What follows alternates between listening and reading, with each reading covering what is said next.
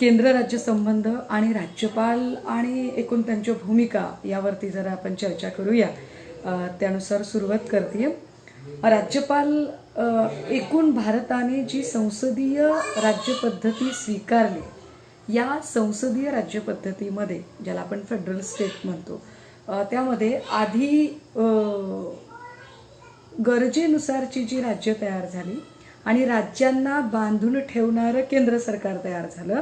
जी संसदीय शासन प्रणाली आहे या संसदीय शासन प्रणालीमध्ये एक प्रमुख जो असतो तो घटनात्मक प्रमुख आणि एक हा कार्यकारी प्रमुख आहे. जी स्थिती केंद्रात असते ती स्थिती राज्यातही असते. याच एकूण रचनेनुसार जर आपण पाहिलं तर केंद्रातली जी रचना आहे तीच रचना राज्यामध्ये दिसते. राज्यामध्ये सुद्धा एक नामधारी प्रमुख आणि एक कार्यकारी प्रमुख असे दोन प्रमुख दिसून येतात. राज्यातल्या असेंब्लीला किंवा आपण एकूण रचनेला विधिमंडळ असं म्हणतो आणि विधिमंडळामध्ये कायदे मंडळ, कार्यकारी मंडळ आणि न्यायमंडळ असे तीन वेगवेगळे भाग येतात. यातलं जे कायदे मंडळ आहे हे अर्थातच राज्यपाल, विधानसभा आणि विधान परिषद यांनी मिळून बनतं. तर जे कार्यकारी मंडळ आहे हे राज्याचे मुख्यमंत्री, त्यांचं मंत्रिमंडळ, राज्याचा महाधिवक्ता आणि राज्याचा राज्यपाल यांनी मिळून बनतं. तर जे न्यायमंडळ आहे हे उच्च न्यायालय आणि त्याखालची जी अनेक न्यायालय आहेत यांनी मिळून बनतं. आता यातला जो कार्यकारी मंडळाचा भाग आहे की मुख्यमंत्री आणि त्यांचं मंत्रिमंडळ, राज्याचा महाधिवक्ता आणि राज्यपाल यातली जी ही तरतूद असते ती घटनेच्या 6व्या प्रकरणात तरतूद येते आणि घटनेच्या 6व्या प्रकरणात प्रकरण 11 मध्ये कलम 153 ते कलम 167 याच्या दरम्यान ही सगळी तरतूद सांगितली जाते. घटनेच्या 6व्या भागातल्या प्रकरण 11 मध्ये कलम 153 ते 167 नुसार येणारी ही सगळी मांडणी जी कार्यकारी मंडळाची मांडणी आहे यातल्या तुर्तास आपण फक्त राज्यपाल यांच्याबद्दल जरा चर्चा करूया. राज्यपालांचं पद हे बऱ्यापैकी चर्चेत राहिलेलं पद आहे.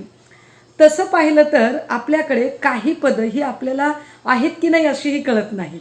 म्हणजे उदाहरणार्थ आमदार टी एन शेषन साहेब यांच्यामुळे निवडणूक आयोग नावाची एक रचना असते ही रचना आपल्याला कळली.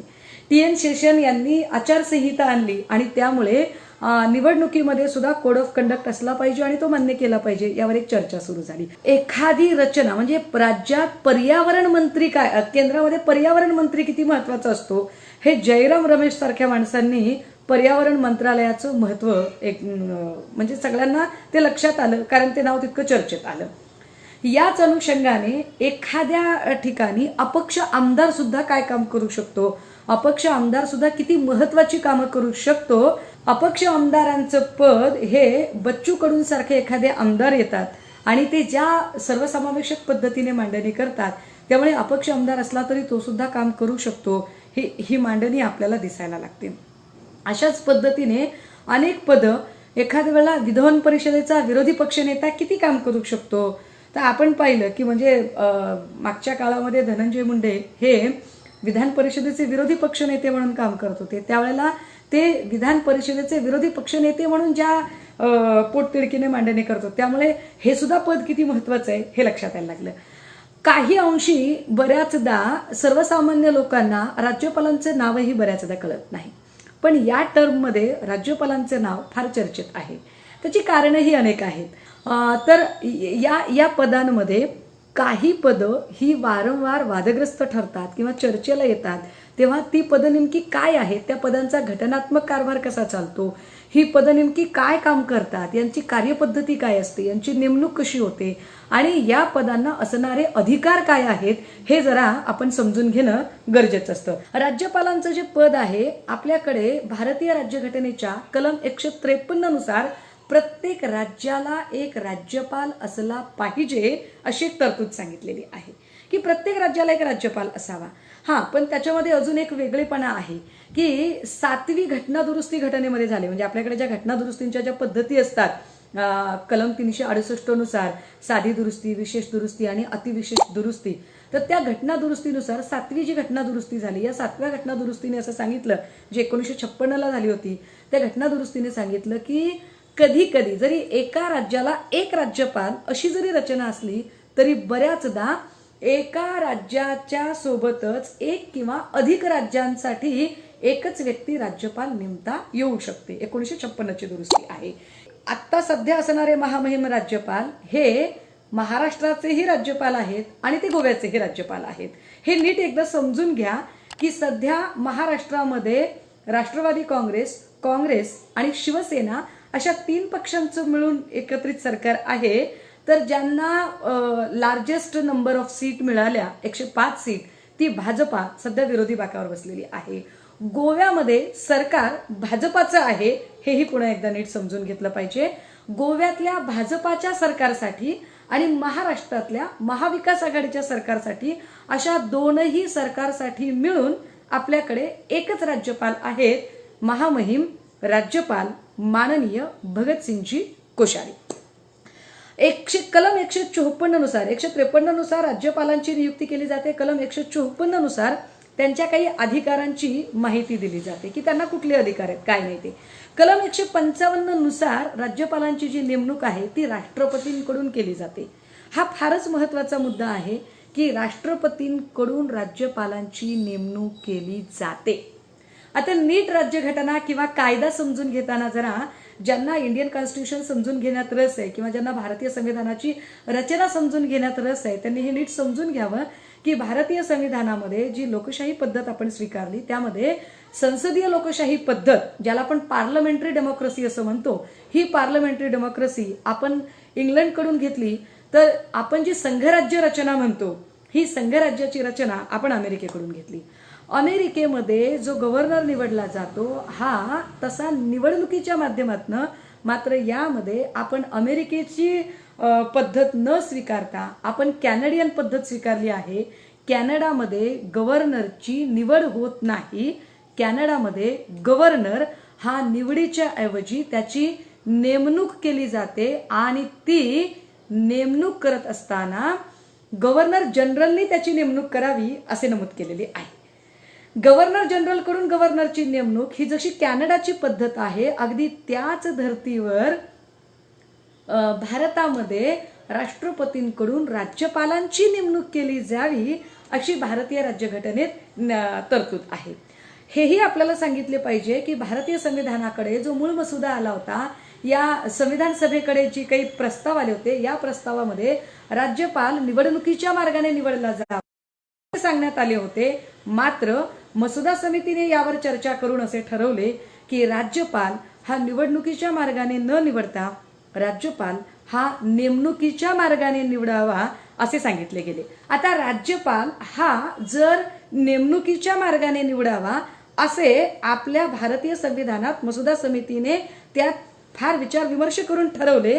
1979 ला एक सुप्रीम कोर्टने एक निर्वाळा दिला. याच्यामध्ये सुप्रीम कोर्टचा एक महत्वाचा जजमेंट आहे. त्यात असं सांगितले की राज्यपाल हे घटनात्मक पद आहे. इट्स अ कॉन्स्टिट्यूशनल, ही जी चेअर आहे ही कॉन्स्टिट्यूशनल चेअर आहे, ही घटनात्मक आहे. याला काय कारण असतील बरं की असं का सांगितलं गेलं, का आपण कॅनडाची पद्धत स्वीकारली? तर त्यात पुन्हा असं सांगितलं गेलंय त्याचं कारण असं आहे की घटनात्मक पद जर असेल तर ते कुठल्याही पक्षाशी संबंधित राहणार नाही. समजा जर निवडणुकीच्या मार्गाने राज्यपाल निवडून आनंदाला असेल तर उदाहरणार्थ सपोज महाराष्ट्रामध्ये राज्यपाल निवडायचा आहे आणि काँग्रेसने एक उमेदवार दिला, भाजपने एक उमेदवार दिला, राष्ट्रवादी काँग्रेसने एक उमेदवार दिला, शिवसेनेने एक उमेदवार दिला, रिपब्लिकन पार्टी ऑफ इंडियाने एक उमेदवार दिला, बहुजन समाज पार्टीने एक उमेदवार दिला आणि जर अशा सगळ्या पक्षांचे उमेदवार असतील आणि त्यातला कुठला तरी एक उमेदवार समजा जर निवडून आला तर काय होईल? त्या उमेदवाराला म्हणजे निवडून आलेला उमेदवार जो राज्यपाल म्हणून निवडून येईल कदाचित तो उमेदवार त्याच पक्षाचे हितसंबंध जोपासण्याचा प्रयत्न करेल. आणि समजा जर तो पक्ष सत्तेत असेल आणि सत्तेत असणाऱ्या पक्षाचाच माणूस राज्यपाल म्हणून निवडून आला तर कदाचित तो त्याच पक्षाच्या हितसंबंधांमध्ये, त्यांच्या इंटरेस्टमध्ये, त्यांच्या हितसंबंधांना बाधा येणार नाही अशा स्वरूपाचे कदाचित काम करेल. हे नको होते. राज्यपाल हा निरपेक्ष असला पाहिजे, निस्वार्थ असला पाहिजे, निष्पक्ष असला पाहिजे. राज्यपालाची जी काही मांडणी असेल किंवा त्याची जी काम करण्याची पद्धत असेल ती पद्धत कुठल्याही पक्षाच्या हितसंबंधाला अनुसरून असू नये, तर राज्यपालाची कार्यपद्धती ही राज्याचा कुटुंब प्रमुख म्हणून राज्याच्या हितसंबंधाला अनुसरून असली पाहिजे असे सांगितले आहे. आता या सगळ्यांच्या मध्ये राज्याच्या हितसंबंधाला अनुसरून, पक्षाच्या नव्हे, हे पुन्हा नीट समजून घ्या. आपल्याकडे असणारे राज्यपाल महामहिम कोश्यारीजी हे 2 राज्यांचे राज्यपाल आहेत. एक गोवा आणि दुसरं महाराष्ट्र.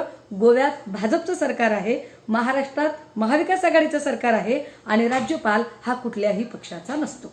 नीट समजून घ्या. आणि राज्यपालाची निवड ही राष्ट्रपतीने केलेली असते. निवडणुकांमध्ये फुटीरतावादी प्रवृत्तींची शक्यता असते, बऱ्याचदा स्थैर्य अखंडित होऊ शकतं. आता कलम 156 नुसार जो राज्यपालांचा कालावधी सांगितला तो असा काही पर्टिक्युलर कालावधी नाहीये की बाबा 5 वर्ष, 6 वर्ष, 4 वर्ष, 3 वर्ष, असं काही ठराविक कालावधी राज्यपालांच्यासाठी नाहीये.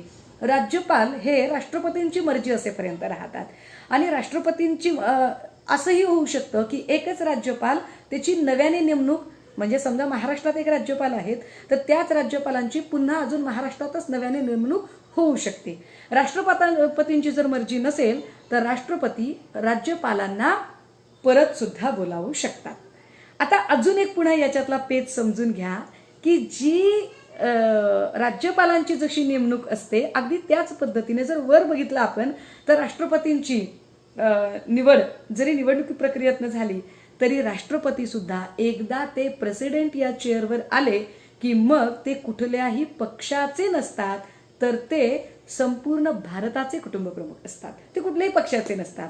हां, राष्ट्रपतींना ज्या नेमणुका करण्याचा अधिकार असतो त्या नेमणुकांमध्ये प्रशासकीय नेमणुका, कायदेविषयक नेमणुका, न्याय क्षेत्रातल्या नेमणुका, या सगळ्या नेमणुका करत असताना त्या नेमणुका जे करतात त्या नेमणुका या पंतप्रधानांच्या सल्ल्याने कराव्या लागतात.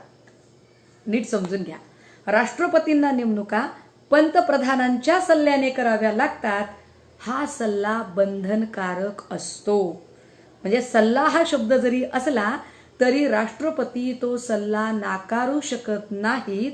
हा सल्ला राष्ट्रपतींवर बंधनकारक असतो. म्हणजे विचार करा की राष्ट्रपतींनी राज्यपालांची नेमणूक करायची आहे, नेमणुकीचा सल्ला पंतप्रधान आणि ते मुख्यमंत्र्यांच्या सल्ल्याने राज्यपालांची नेमणूक करतील, परंतु महत्वाचा सल्ला पंतप्रधानांचा आहे आणि पंतप्रधानांचा सल्ला हा बंधनकारक असतो. आता पंतप्रधान कोणत्या पक्षाचे आहेत?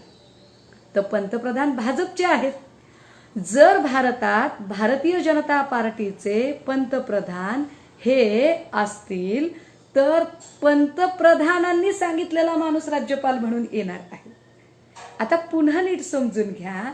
राज्यपाल हे पद जरी घटनात्मक असलं तरी आतापर्यंतचा एकूण इतिहास बघता, म्हणजे ज्या पद्धतीने राज्यपाल नेमलेले आहेत वेगवेगळ्या राज्यांमध्ये, त्यांचा जर इतिहास आपण बघितला तर तो आपल्याला असा जाणवतो की अनेक व्यक्तींचं बऱ्याचदा राजकीय पुनर्वसन करण्याच्या दृष्टिकोनातून सुद्धा राज्यपाल हे पद म्हणजे राज्यपालपदी वर्णी लागू शकते. की सपोज एखाद्याने फार त्यांचं योगदान आहे आणि पक्षाला फार त्यांच्याबद्दल आस्था वगैरे आहे आणि अशा व्यक्तीचं अतिशय चांगल्या सन्माननीय पदावर पुनर्वसन करायचे आहे, तर पुनर्वसन करायचे म्हणून सुद्धा अशा व्यक्ती राज्यपाल पदावर येऊ शकतात. या सगळ्यांमध्ये जर पुनर्वसन करायचे म्हणून त्या व्यक्ती येत असतील आणि ज्या पक्षाचे सरकार केंद्रामध्ये आहे त्याच पक्षाच्या विचारधारेशी संबंधित लोक बऱ्याचदा अशा पदांवर विराजमान, हा इतिहास आहे बऱ्याचदा. आता याच सगळ्या अर्थाने जर बघितलं तर राष्ट्रपतींची मर्जी किती काळ चालू शकते बरं? तर राष्ट्रपतींची मर्जी न्यायप्रविष्ट नाही. You cannot go in any court regarding this fact की तुम्ही कुठल्याही न्यायालयात जाऊन राष्ट्रपतींच्या अमुक एका गोष्टीच्या विरोधात न्याय मागू शकत नाही. रिकॉल करण्याचा अधिकार राष्ट्रपतीला आहे. राष्ट्रपतींना जेव्हा वाटेल तेव्हा ते राज्यपालांना परत बोलावू शकतील, त्यांना नाही वाटलं ते नाही परत बोलावणार. दीपक पगारेजी, तद्वतच विजय आंभोरे, आपल्या सगळ्यांचं खूप खूप स्वागत आहे.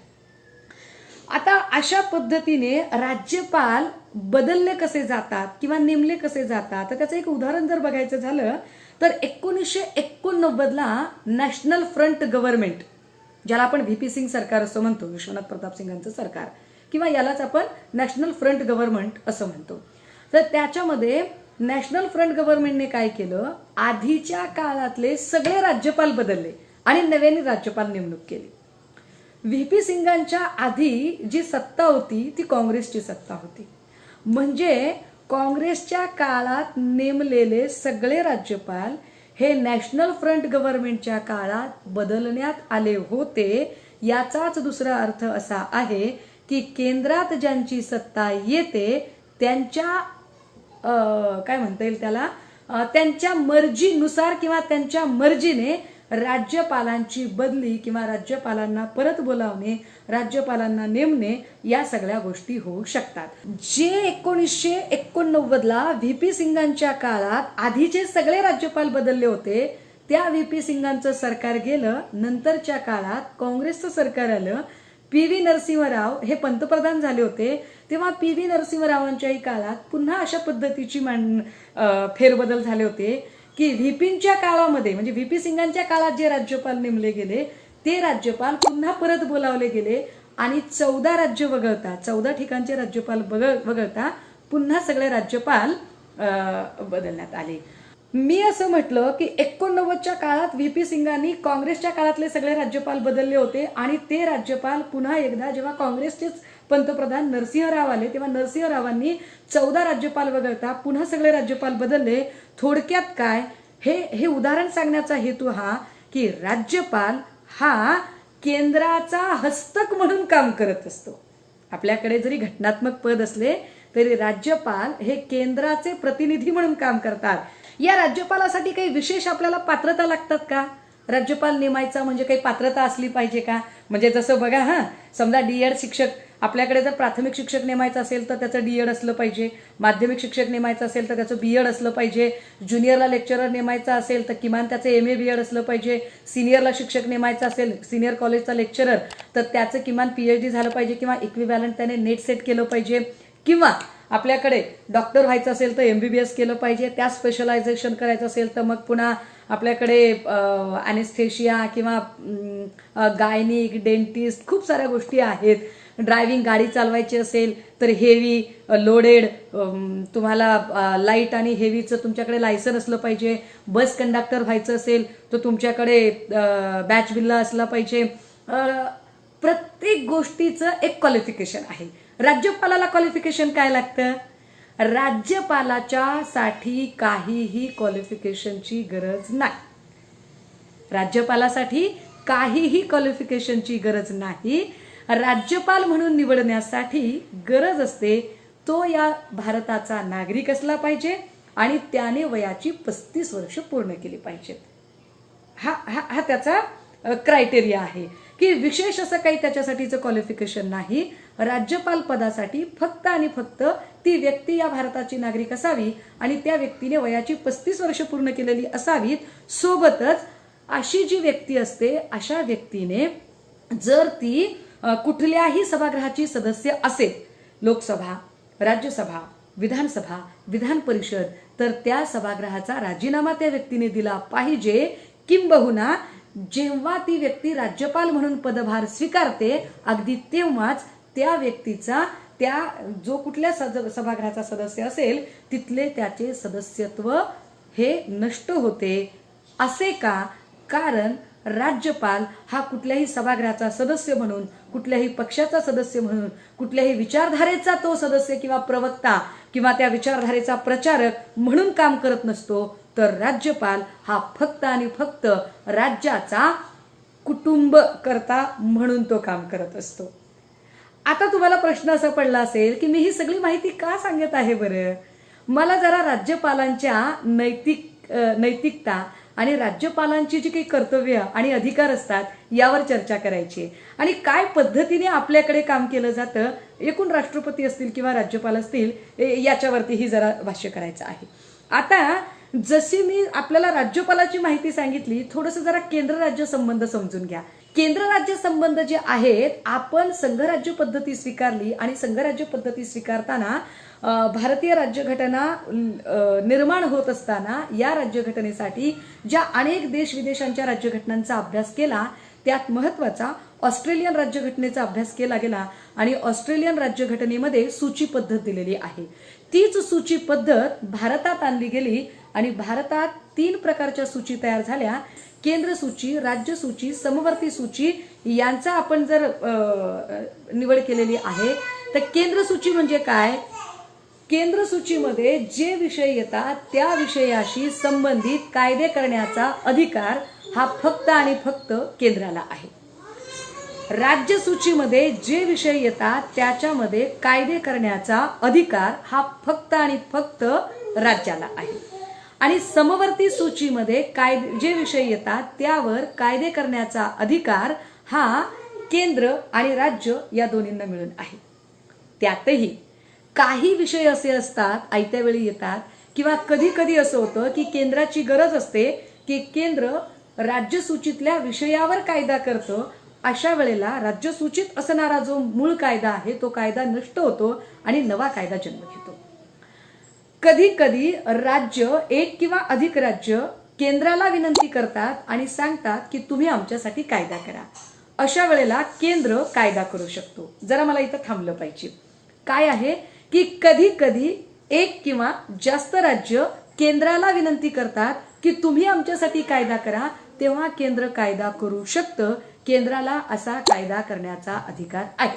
आता जर केंद्राने केलेला कायदा हा महत्वाचा असतो आणि राज्य विनंती करू शकतं की तुम्ही असा कायदा करा, तर त्याच्यासाठी जरा समजून घेऊया.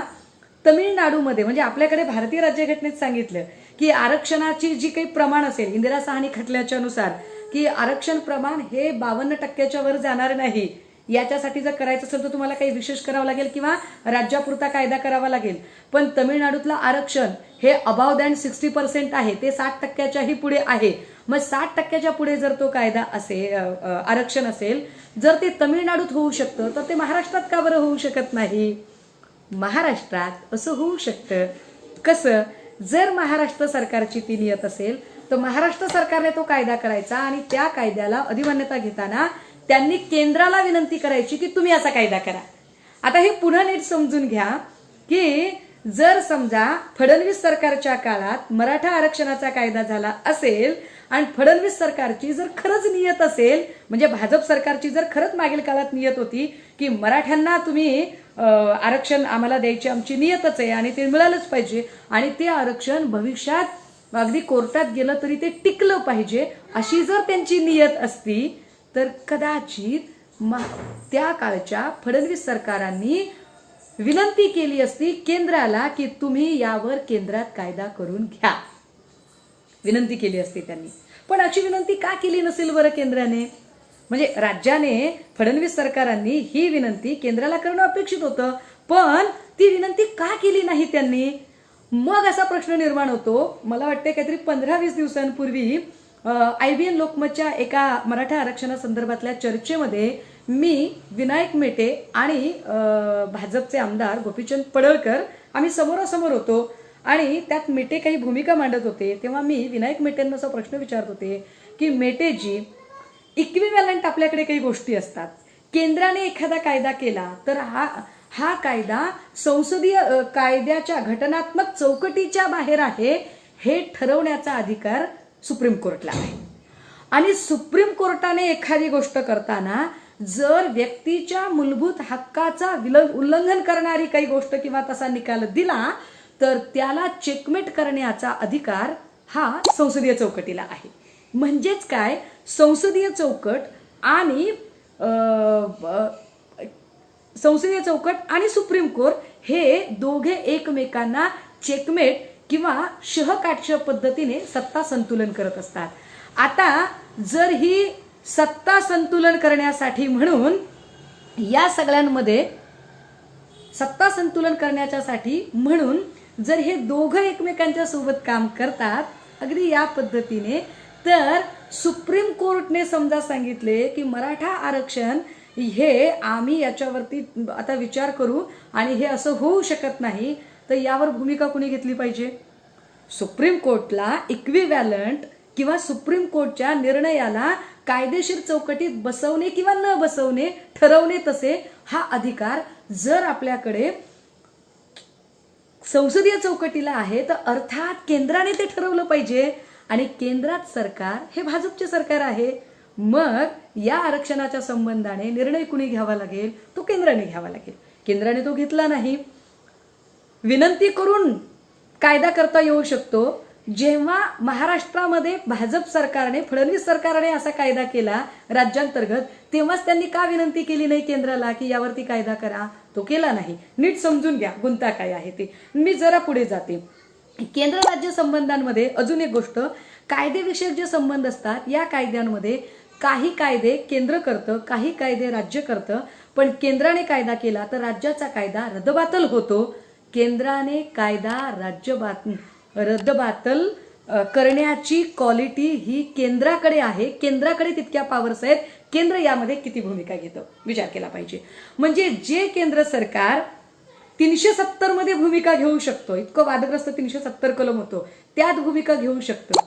जे केंद्र सरकार सध्याचं मुस्लिमांच्या ट्रिपल तलाक या वादग्रस्त मुद्द्यावरती, मुस्लिमांच्या ट्रिपल तलाकशी संबंधित वादग्रस्त मुद्द्यावर कायदा करू शकतं, तेच केंद्र सरकार महाराष्ट्रातल्या मराठा आरक्षणाचा प्रश्न नाही का बरं सोडवू शकत?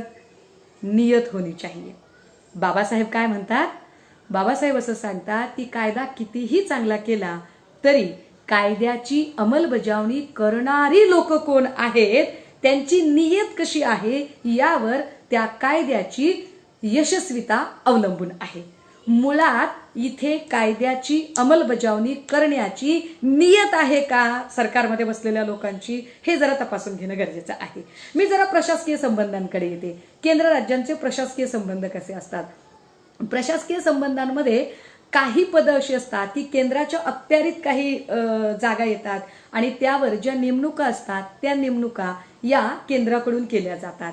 उदाहरणार्थ आपल्याकडे ज्या IAS दर्जाच्या सगळ्या नेमणुका आहेत, प्रत्येक जिल्ह्याचा जो कलेक्टर आहे या कलेक्टरची नेमणूक ही केंद्राकडून होते. आणि तो कलेक्टर आम्हाला तो जिल्हाधिकारी जर नको असेल तर असा जिल्हाधिकारी परत बोलावण्याचा अधिकार सुद्धा पुन्हा केंद्रालाच आहे. केंद्र म्हणजे ज्या महत्वाच्या ज्या मध्यवर्ती जागा आहेत, IAS, IFS, ICS, IES या सगळ्या ज्या जागा आहेत या जागा या केंद्राकडून केल्या जातात. आता या सगळ्या जागा प्रशासकीय संबंधांमध्ये ज्या प्रशासकीय नेमणुका आहेत या नेमणुका जिथे केंद्र करतं आणि राज्यांतर्गत ज्या नेमणुका आहेत या नेमणुका सुद्धा केंद्र करतं, राज्य करतं. आता आपल्याकडे राज्य लोकसेवा आयोग आणि संघ लोकसेवा आयोग आहेत. संघ लोकसेवा आयोगाच्या ज्या नेमणुका असतात त्या केंद्र आणि राष्ट्रपती यांच्या सल्लामसलतीने होतात. तर राज्यातला राज्य लोकसेवा आयोगाच्या ज्या नेमणुका करायच्या असतात त्या अर्थातच इथे राज्यपालांच्या केल्या जातात. केंद्र आणि राज्याचे वित्तीय संबंध. वित्तीय संबंध म्हणजे काय? कर वसुली कोणी करायची, कोणते कर कोणी वसूल करायचे या पण संबंधाने माहिती असते. केंद्राने संघसूचित जे विषय येतात या विषयाशी निगडीत जेवढे कर आहेत हे सगळेच्या सगळे कर हे केंद्र सरकारकडून वसूल केले जातात. तर राज्यसूचित जे विषय येतात या विषयाशी निगडीत जे काही कर येतात हे सगळे कर हे राज्य सरकारने वसूल करावयाचे असतात. आणि जे कर वसूल केलेले असतात त्याचा जो पैसा येतो जो केंद्र सरकारकडे असतो हा पैसा केंद्र सरकारने गरजेनुसार सगळ्या राज्यांना समान पद्धतीने विकासासाठी विकास निधी म्हणून द्यावयाचा असतो. आता पुन्हा नीट समजून घ्या. राज्याला विकास निधी म्हणून केंद्राने निधी द्यायचा असतो. पैसा कुठून येतो तर कर रूपाने येतो आणि हा पैसा त्यांनी देण्याची गरज असते. मग हा पैसा दिला जातो का? तर पुन्हा समजून घेतले पाहिजे. केंद्र राज्य संघर्ष खूप तणावाचे होतात संबंध. त्याचं कारण असं असतं की जेव्हा कधी केंद्रात आणि राज्यात एकाच पक्षाचं सरकार आहे तेव्हा दोघे फार सहकार्याने काम करतात. पण केंद्रात एका पक्षाचं सरकार आणि राज्यात दुसऱ्या पक्षाचं सरकार असेल तर बऱ्याचदा त्या राज्यांना केंद्र सरकारकडून सापत्नपणाची वागणूक दिली जाते आणि विकास निधी सुद्धा पुरेसा मिळत नाही. आय रिपीट वन्स अगेन, मला हे समजावून सांगायचे, व्याख्यानापेक्षा सुद्धा मला आपल्या सगळ्यांना भारतीय राज्यघटनेतली कलमं समजावून सांगायची आहेत की केंद्राने राज्याला विकास निधी दिला पाहिजे. केंद्र आणि राज्य जर एकाच पक्षाचं सरकार असेल तर निधी मिळतो, सहकार्य स्थापित होतं, अत्यंत सहज भावनेने दोघांचे संबंध असतात. पण जर सरकार वेगवेगळ्या पक्षात असेल तर मात्र संघर्ष अटळ असतो. उदाहरणार्थ मागील काळामध्ये बघा, मागच्या सरकारमध्ये केंद्रातलं सरकार भाजपचं होतं, राज्यातलंही सरकार भाजपचं होतं. केंद्रात भाजपचे पंतप्रधान मोदीजी आणि राज्यामध्ये भाजपचे मुख्यमंत्री फडणवीसजी होते. एकाच पक्षाचे सरकार असल्यामुळे राज्यात आणि केंद्रात मोदी आणि फडणवीस यांच्यामध्ये एकवाक्यता होती, यांच्यामध्ये सहकार्य संबंध होते. तुम्हाला जर आठवत असेल तर मागील 5 वर्षाच्या काळामध्ये मुख्यमंत्री फडणवीस यांच्या कार्यपद्धतीबद्दल मागच्या काळात राज्यपालांनी एक चकार शब्द सुद्धा उच्चारलेला नाही. म्हणजे जोपर्यंत फडणवीस सत्तेत होते तोपर्यंत राज्यपाल एकाही शब्दाने मुख्यमंत्र्यांना टोकत नव्हते, मुख्यमंत्र्यांना अडवत नव्हते, मुख्यमंत्र्यांच्या कार्यप्रणालीवरती प्रश्नचिन्ह लावत नव्हते, किंबहुना मुख्यमंत्र्यांना जास्तीत जास्त सहकार्य करत होते.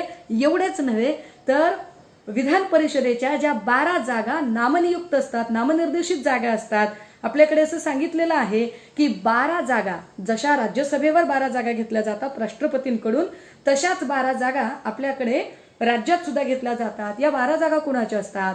कला, क्रीडा, साहित्य, संस्कृती, चळवळ, समाजसेवा, वैज्ञानिक शोध, संशोधन, अशा वेगवेगळ्या क्षेत्रातून ज्या ज्या व्यक्तींनी फार विशेष काम केलेले आहे आणि ज्यांच्या कार्याचा आणि ज्ञानाचा फायदा हा कायदेमंडळाला होऊ शकतो, किंबहुना कायदेमंडळ अधिक समृद्ध होऊ शकते, अशा 12 व्यक्तींना राज्यात राज्यपालांनी नामनिर्देशित केले पाहिजे, तर केंद्रात राष्ट्रपतींनी नामनिर्देशित केले पाहिजे.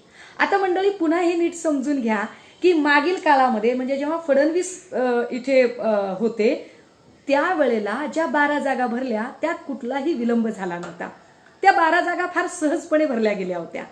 पण आत्ता ज्या 12 जागा भरायच्या आहेत त्यामध्ये मात्र माननीय राज्यपाल यांनी कोविड आणि कोरोना असे कारण सांगत या 12 जागा भरण्याच्यासाठी त्या लांबणीवर टाकलेल्या आहेत. पेच प्रचंड आहे.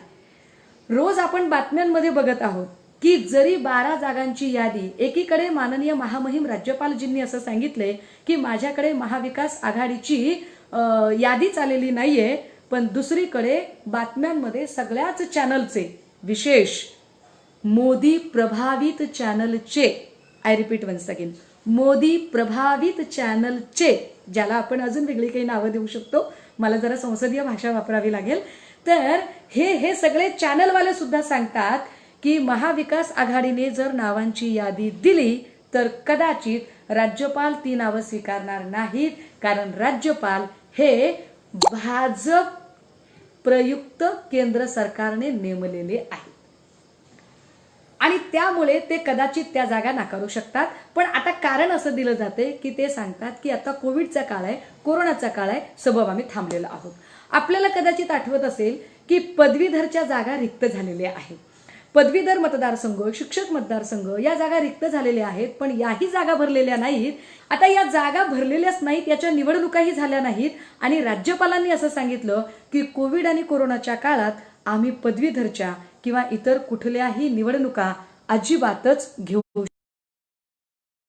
नाहीत. संबंध कसे संघर्षाचे असतात पहा.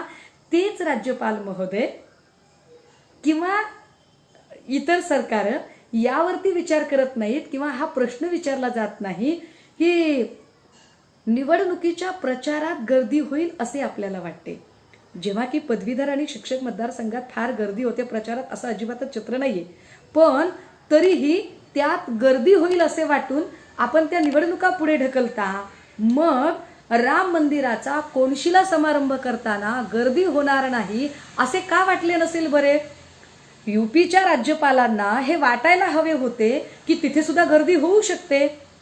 उत्तर प्रदेशचे राज्यपाल यावरती एक वाक्यानेही बोलत नाहीत की तुम्ही कोनशिला बसवताना तो ऑनलाईन पद्धतीने उद्घाटन सोहळा घ्यावा आणि तुम्ही अशा पद्धतीने काही कोनशिला बसवू नका, कारण गर्दी होऊ शकते आणि गर्दी झाली तर कोरोनाचा प्रादुर्भाव वाढू शकतो. हाईट किस्सा असा आहे की इथे जरा काही खुट्ट झाले. एबीपी माझाचे एक पत्रकार, आमचे मित्र आहेत चांगले, प्रसन्ना जोशीजी, हे मास्क शिवाय युपीतल्या त्या राम मंदिराच्या कोनशिला समारंभाचा जो काही त्याचं वृत्तांकन आहे, निवेदन आहे, ते करण्यासाठी ते मास्क शिवाय तिकडे जातात. तेव्हा तिथे अजिबात कोरोना प्रादुर्भाव जाणवत नाही.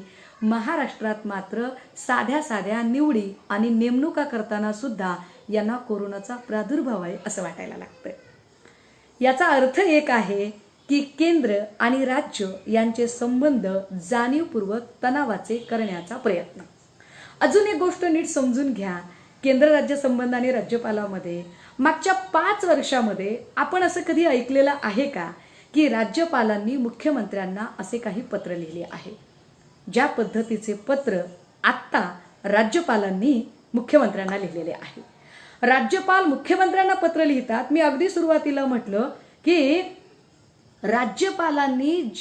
राज्यपालांची जी नेमणूक असते, ही नेमणूक सरळ ही कलम 153 नुसारची नेमणूक आहे आणि ती नेमणूक घटनात्मक मार्गाने आहे. तो कुठल्याही पक्षाचा असू नये म्हणून त्यांची नेमणूक केली जाते. त्यांनी पक्षनिरपेक्ष पद्धतीने काम करावे म्हणून नेमणूक केली जाते.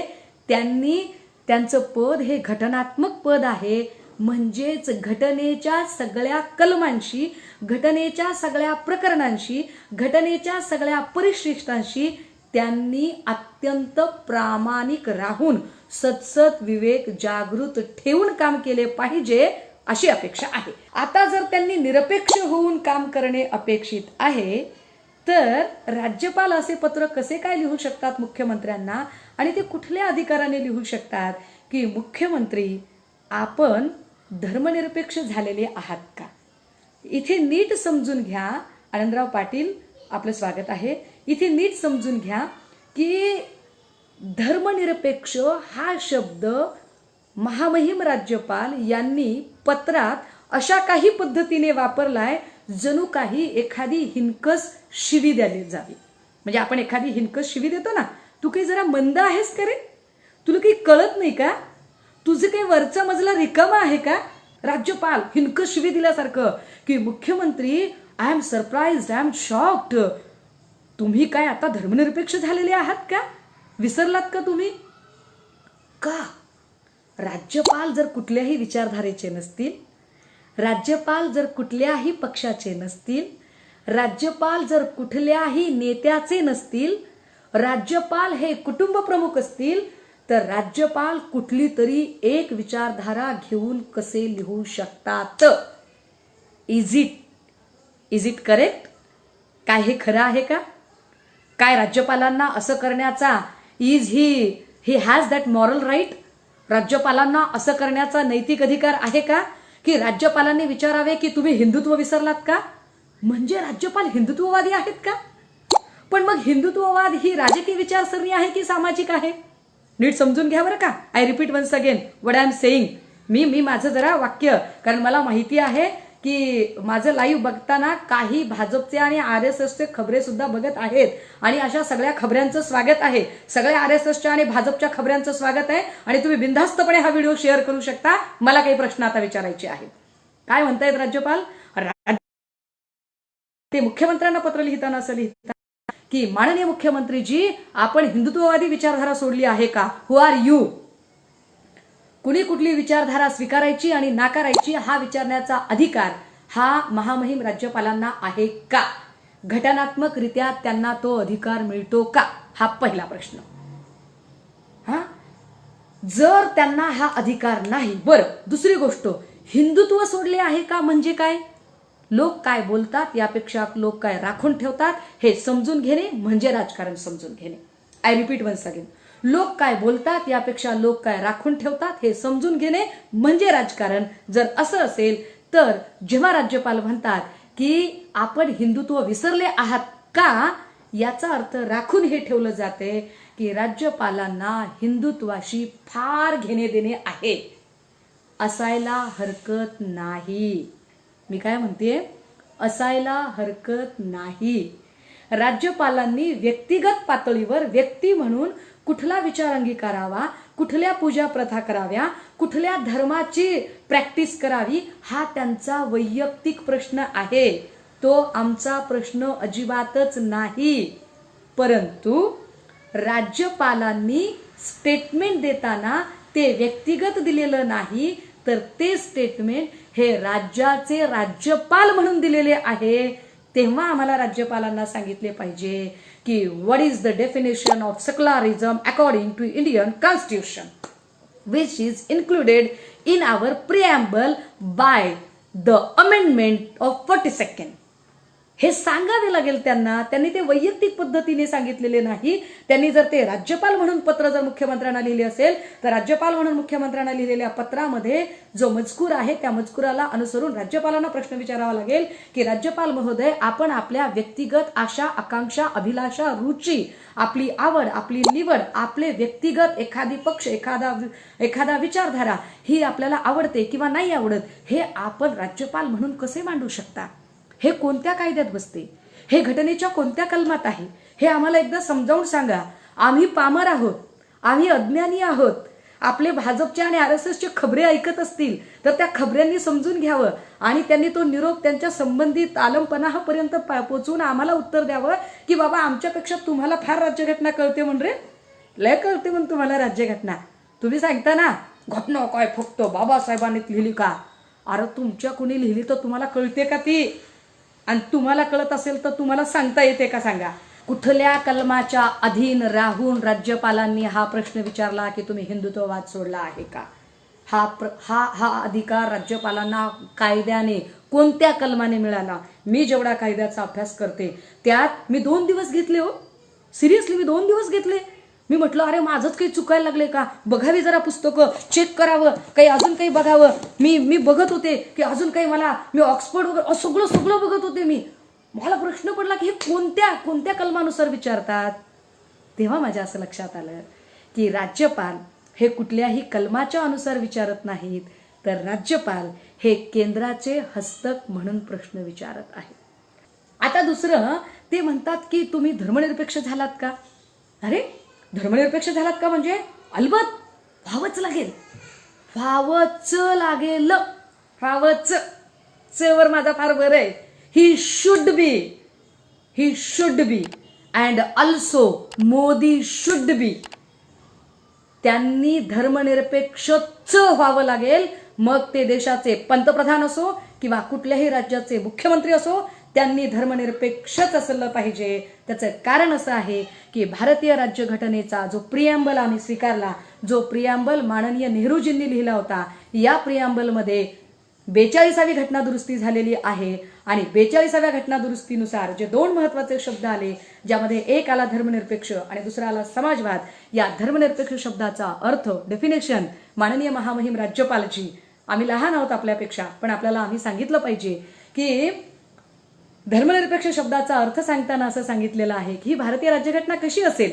Nature and scope of the constitution, लोक सार्वभौम समाजवादी धर्मनिरपेक्ष लोकशाही गणराज्य. ही राज्यघटना सार्वभौमवादी असेल, ही राज्यघटना समाजवादी असेल, ही घटना धर्मनिरपेक्ष असेल, ही घटना लोकशाहीवादी असेल आणि ही घटना गणराज्य मानणारी असेल. ही राज्यघटना धर्मनिरपेक्ष असेल म्हणजे काय? तर त्याचा अर्थ असा सांगितला गेला, राज्याचा स्वतःचा असा धर्म असणार नाही. राज्याचा स्वतःचा असा धर्म असणार नाही आणि राज्य व्यक्तीच्या धार्मिक आयुष्यात हस्तक्षेप करणार नाही. नीट समजून घ्या.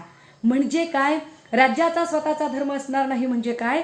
की समजा आपल्याकडे Pakistan, Iran, Iraq, Kuwait, Israel वगैरे ही स्वतःला इस्लामिक राष्ट्र म्हणवतात, किंवा नेपाळ, चायना, तिबेट, श्रीलंका ही स्वतःला बौद्ध राष्ट्र म्हणवतात, इंग्लंड, इटाली, फ्रान्स वगैरे स्वतःला ख्रिश्चन राष्ट्र म्हणवतात. भारत असं हिंदू राष्ट्र म्हणवलं जात नाही. भाजप आणि RSSच्या सगळ्यांनी नीट समजून घ्या, भारत हे हिंदू राष्ट्र म्हणवले जात नाही. According Indian Constitution, India is a secular state.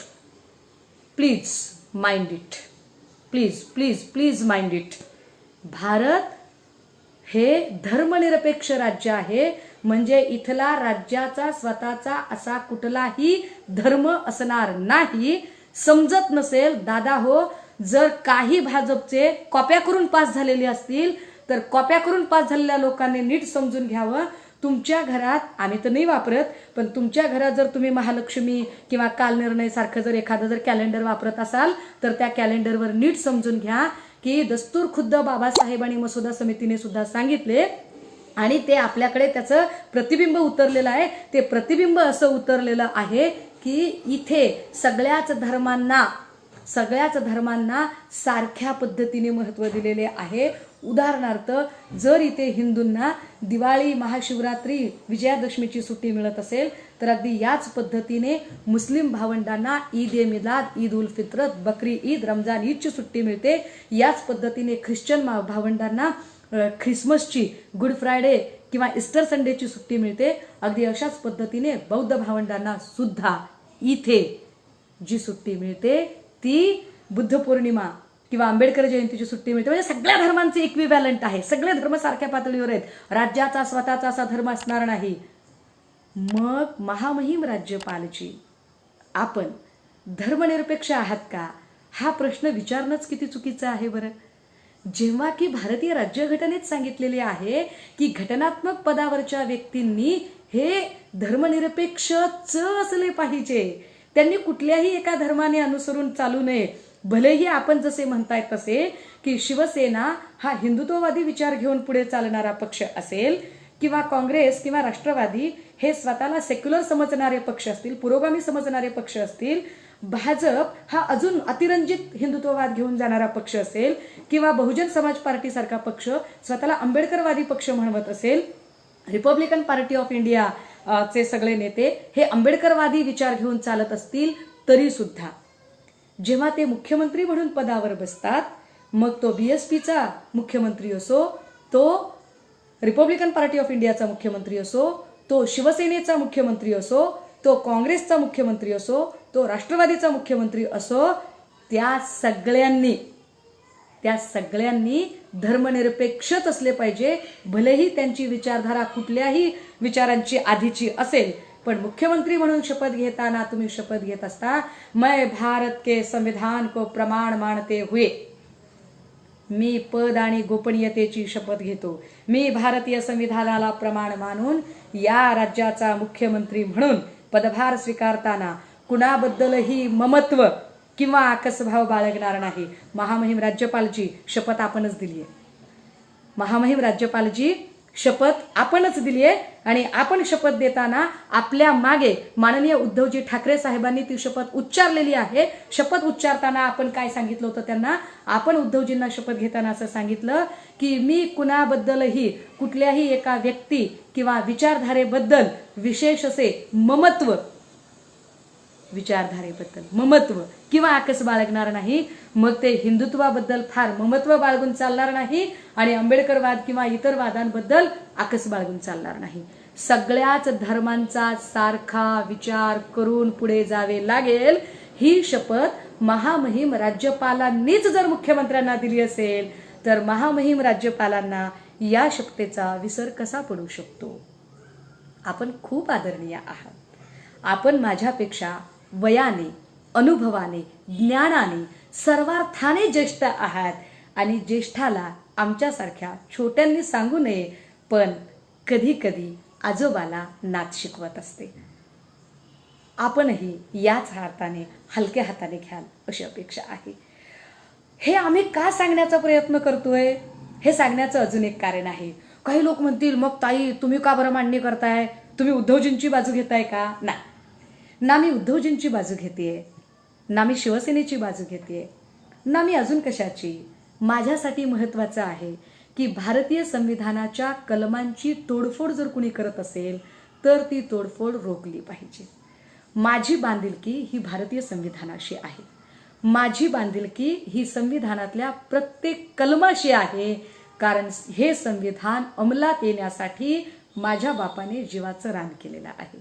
हे संविधान अंमलात येण्यासाठी माझ्या बापाने डायबिटीज, शुगर, ब्लड प्रेशर, अगदी अख्खं शरीर आजाराचं माहेरघर झालेलं असताना सुद्धा त्याकडे कसलेही लक्ष न देता इथला तळागाळातल्या माणसाला सुद्धा प्रश्न विचारण्याचा अधिकार मिळाला पाहिजे आणि कायद्यासमोर सगळ्यांना समान पद्धतीने हे नाव असलं पाहिजे. यासाठी म्हणून आपण भारतीय संविधानाचा विचार करावा लागेल.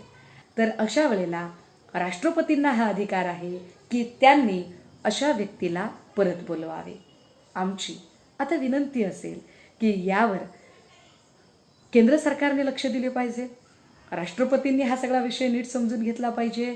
कदाचित मी मराठीत मांडते, मराठीतला विषय किती जणांना, माझ्या महाराष्ट्रातल्या जरी लोकांना कळला तर महाराष्ट्रातली माणसं ही सगळी भूमिका नीट समजून घेतील आणि महाराष्ट्रातली माणसं यावर अत्यंत जबाबदारीने व्यक्त होतील. व्यक्त होताना आपण हेही समजून घेतले पाहिजे की महामहिम राज्यपाल हे पद घटनात्मक पद आहे, सन्माननीय पद आहे. या पदाचा अनादर होता कामा नये.